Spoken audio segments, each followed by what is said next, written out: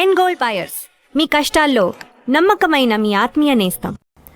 కానీ బాలకృష్ణ గారితో చిరంజీవి గారితో ఎక్కువ సినిమాలు చేశారు. ఆల్మోస్ట్ 17-18 సినిమాలు దగ్గర ఒక సినిమా అటు ఇటులో. చిరంజీవి గారితో ఎక్కువ, బాలయ్యతో ఇద్దరు ఎక్కువ. జస్ట్ 1 or 2 మూవీస్, పెద్దగా డిఫరెన్స్ కూడా ఏం లేదు. అయితే నిప్పురవ్వ సినిమా తర్వాత మళ్ళీ బాలకృష్ణ గారితో చేయకపోవడానికి అంటే తర్వాత స్టోరీ ఏమీ సెట్ కాలేదంటారా? తర్వాత చేయకపోవడానికి కానీ ఎవరితో చేయకపోవడానికి కాదమ్మా, పరిస్థితులను బట్టి ఆ రోజుకి వేరే సినిమాల కమిట్మెంట్లను బట్టి. ఇప్పుడు ఒక సినిమా వచ్చినప్పుడు మనం చేయగలుగుతాం, బాగుంటే చేస్తాం. అలాగా ఆ తర్వాత మళ్ళీ నాకు నా ఇమేజ్ డిఫరెంట్గా వెళ్ళి కొంచెం ఆ హీరో ఇమేజ్ వచ్చేటప్పటికి నేను ఇంకెక్కువ హీరోయిన్ సబ్జెక్ట్స్ మీద ఆ హీరో ఫిల్మ్స్ లాగా ఎక్కువ చేయాల్సి వచ్చింది. సో కుదరలేదు నాకు, ఇంకా రెమ్యునరేషన్లు పెరిగిపోయినాయి. ఎగ్జాక్ట్లీ హైయెస్ట్ రెమ్యునరేషన్ తీసేసుకున్నాను. సో న్యాచురల్గా నేను ఒక హీరో అయిపోయాను కాబట్టి ఇంకా నా సినిమాలు నేను చేసుకుంటూ ముందుకు వెళ్ళాల్సి వచ్చింది. అలాగా గ్యాప్ వచ్చింది అంతేగాని ఇంకేంటి. ఒక హీరోయిన్గా అప్పటి వరకు హీరో పక్కన హీరోయిన్గా యాక్ట్ చేసిన ఒక హీరోయిన్, టాప్ మోస్ట్ హీరోయిన్. మీరు ఆల్మోస్ట్ టాప్ మోస్ట్ హీరోలు అందరితో కలిసి మీరు వర్క్ చేశారు. 60 మంది ఉంటారు అనుకుంటా, బహుశా 60 మంది హీరోలతో అనుకుంటారు. ఎగ్జాక్ట్లీ అంటే కొత్త వాళ్ళు, చిన్నవాళ్ళు, మా అందరూ ఆల్ అండ్ ఆల్.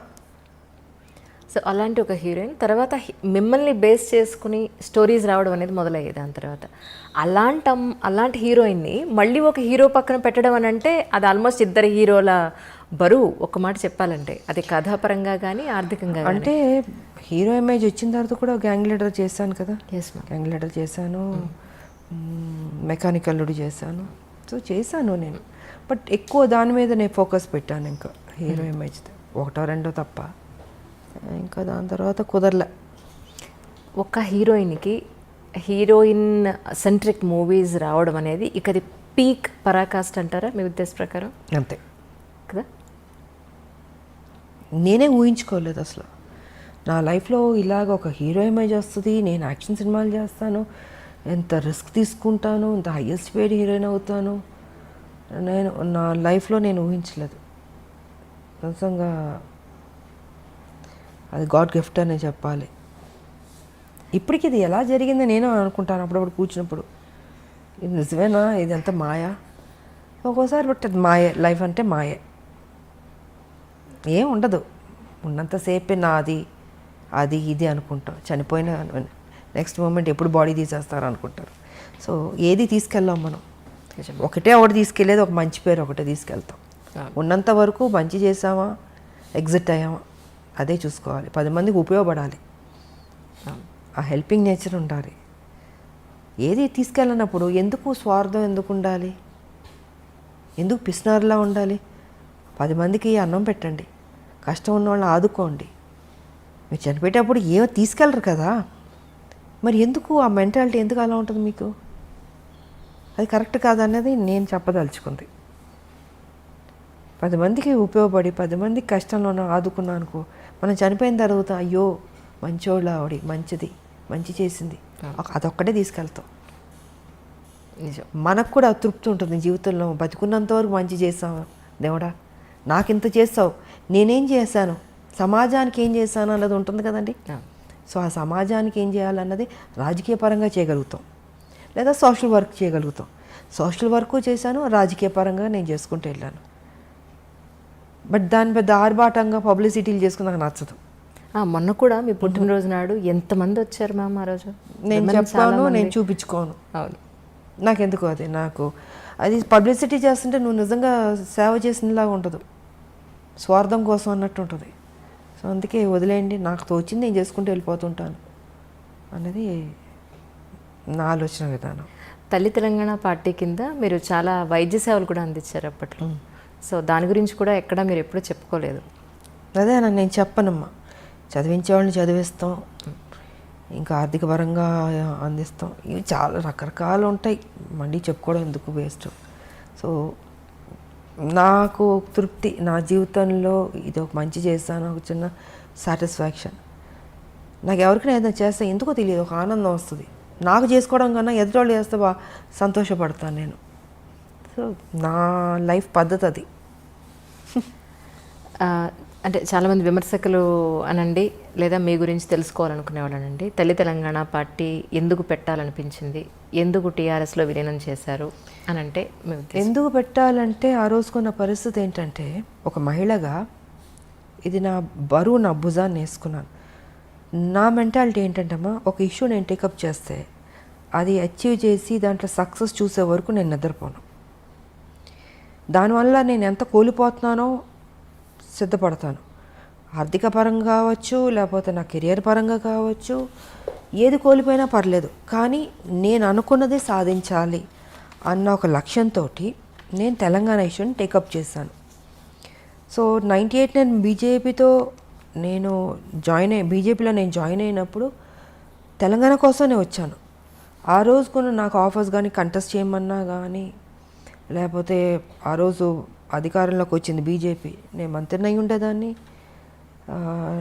నాకు లేనిది లేదు, అన్నీ ఉన్నాయి, నాకు అన్నీ ఆఫర్స్ చేశారు. కానీ ఇది కాదు కదా, ఒక ఉద్యమం, ఒక తెలంగాణ స్టేట్ అన్నది చాలా పెద్ద విషయం. అది ఒక మహిళగా నేను అది ఉన్నది ఆల్రెడీ ఉంది, దాన్ని బతికిద్దాం, దాన్ని తీసుకొద్దాం బయటికి, దాన్ని అచీవ్ చేద్దాం అన్న దీంతో ఆ రోజు నేను ఆ నిర్ణయం తీసుకుని చేసుకుంటూ వచ్చాను. కానీ ఒక సందర్భంలో ఏంటంటే, కొంతమంది నాయకుల వల్ల, నేను పేరు చెప్పుకోదలుచుకోలేదు, వాళ్ళు ముఖ్యమంత్రులు కూడా కావచ్చు ఆ రోజుకి. సో వాళ్ళు ఏంటంటే ఈ తెలంగాణ రావడం వాళ్ళకి ఇష్టం లేదు. సో దీనివల్ల నేను ఆ రోజుకి ఉన్న పరిస్థితికి నేను పార్టీ విడిచి బయటకు రావాల్సి వచ్చింది. చెప్పాలంటే కూడా చెప్పచ్చు, it's because of TDP. Chandrababu గారు ఆ రోజు పరిస్థితిలో వాళ్ళు అలయన్స్లో ఉన్నారు అందరూ. వాళ్ళు ఏంటంటే ఒప్పుకోవట్లేదు.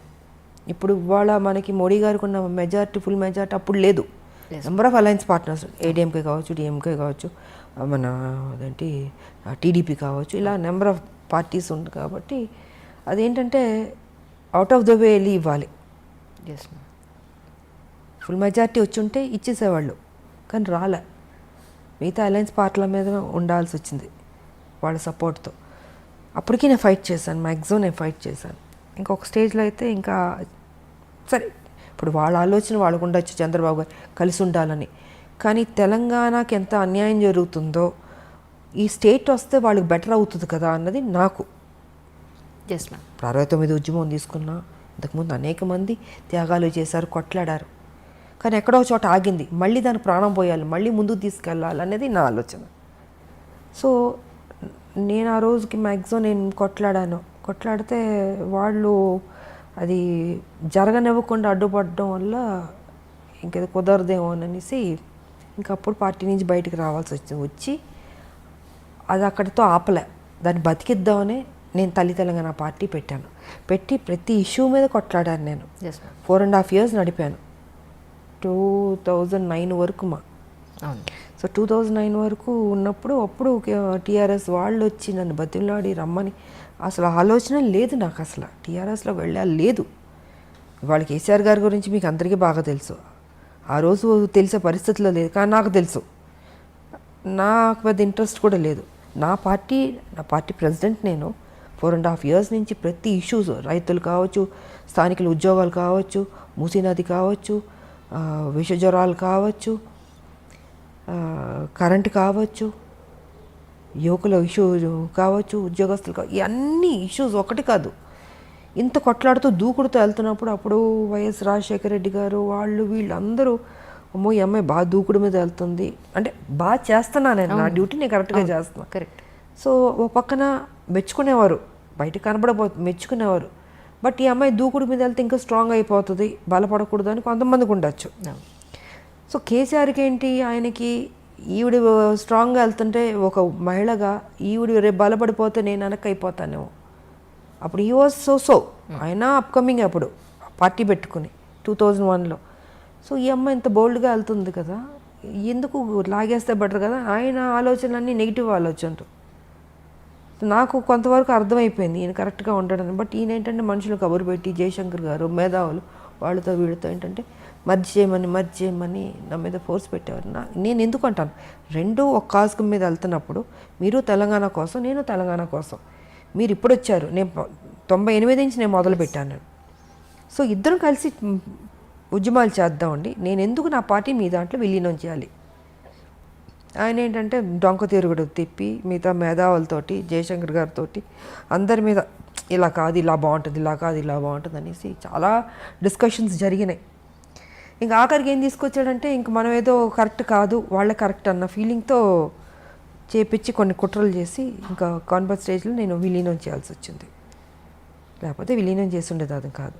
సార్ విలీనం చేశాను పోనీ అక్కడైనా కరెక్ట్గా నన్ను ఉంచాడా, అక్కడ నన్ను కరెక్ట్గా ఉంచలేదు ఆయన. జేరన్ దగ్గర నుంచి నన్ను సస్పెండ్ చేసి బయటికి పంపించే వరకు ఇదే టెన్షన్ నాకు. నేను ఎంపీగా పోటీ చేసినప్పుడు కూడా నన్ను ఓడగొట్టాలని చూశాడు ఆయన. బట్ లక్కీగా నేను గెలిచాను నేను. సో గెలిచిన తర్వాత వెంటనే మళ్ళీ ఏదో ఒక నిందేయడం, ఒక సాకు చూపించడం, దాంతో నాతో మాట్లాడడం మానేశారు. 6 months ఎంపీగా గెలిచిన తర్వాత 6 months అని దూరం పెట్టాడు, మాట్లాడలే. నా కాన్స్టిట్యున్సీ పనులు నేను చేసుకున్నాను. మళ్ళీ ఈయన నిరాహార దీక్ష చేయబెట్టాడు. దాని తర్వాత ఈయన చచ్చిపోతాడేమో నేను మొత్తం ఢిల్లీ వాళ్ళతో మాట్లాడి గవర్నర్తో మాట్లాడి, తివారీ గారు గవర్నర్ అప్పుడు తివారీ గారు ఉన్నారు, సో చిదంబరం గారు ఉన్నారు అప్పుడు, he was home minister. So అందరితో మిగతా అందరితో మాట్లాడి ఈయన నిరాగదీక్ష చేస్తున్నారు, ఆయన చనిపోతాడేమో అండి, హెల్ప్ చేయండి ఆయన్ని. అప్పటికి మాటలు లేవు నాకు ఆయనకి. సో ఈ రకంగా చేసాం. అప్పుడు ఆ సందర్భంలో మళ్ళీ ఆయన కలిసి ఆయన హాస్పిటల్లో ఉన్నప్పుడు అప్పుడు మాట్లాడుకోవడం జరిగింది.